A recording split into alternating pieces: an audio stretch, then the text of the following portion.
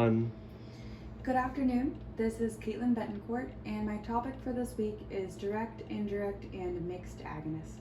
An agonist is a molecule that when it binds, it elicits a response. So we'll start with direct agonist. A direct agonist works by binding directly to a receptor, which leads to a response.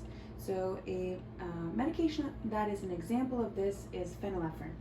So phenylephrine acts on alpha-1 cells, which are located in our vascular smooth muscle, and it works via the G-alpha-Q and G-alpha-I pathways.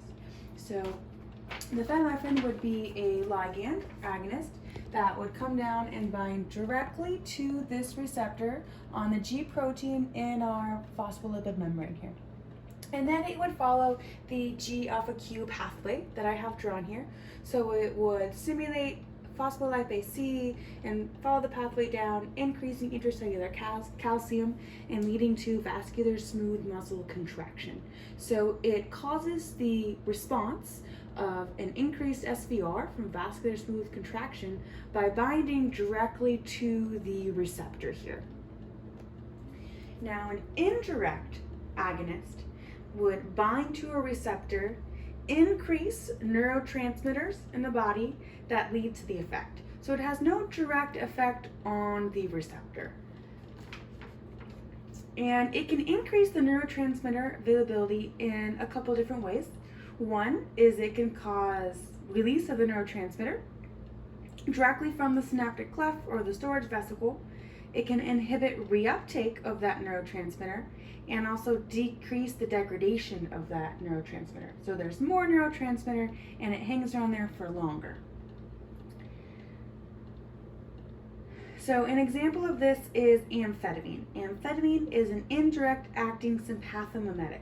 So it works by binding to the synaptic cleft here, which in turn causes release of norepinephrine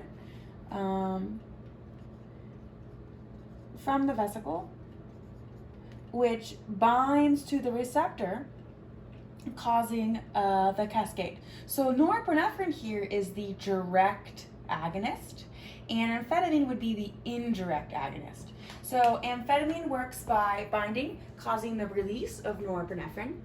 It also inhibits reuptake. So norepinephrine comes out and it can't go back in. So we have more of it. And it also inhibits monoamine oxidase, which is the enzyme that breaks down norepinephrine. So we have more and it's there for longer, increasing the likelihood of it binding to the receptor. So here norepinephrine is our direct agonist and amphetamine would be our indirect agonist because it has no effect directly on the receptor, whereas norepinephrine has an effect directly on the receptor by binding to it. Now, a mixed agonist has a little bit of both direct and indirect agonist properties, so it works in both ways. So an example would be ephedrine. So ephedrine is a direct and indirect sympathomimetic. So it binds directly to the receptor. So it would bind directly to a receptor here, and it would stimulate the receptor and the following cascade. It also stimulates release of norepinephrine from the vesicles and nerve cells and inhibits its reuptake, similar to how amphetamine works. So we end up with larger quantities of norepinephrine for longer periods of time, increasing our sympathomimetic nervous system and stimulation. So it works on alpha-1, beta-1, and beta-2 cells. So it causes vascular muscle constriction, increased cardiac chronotropy and inotropy, and bronchodilation by direct and indirect agonist pathways.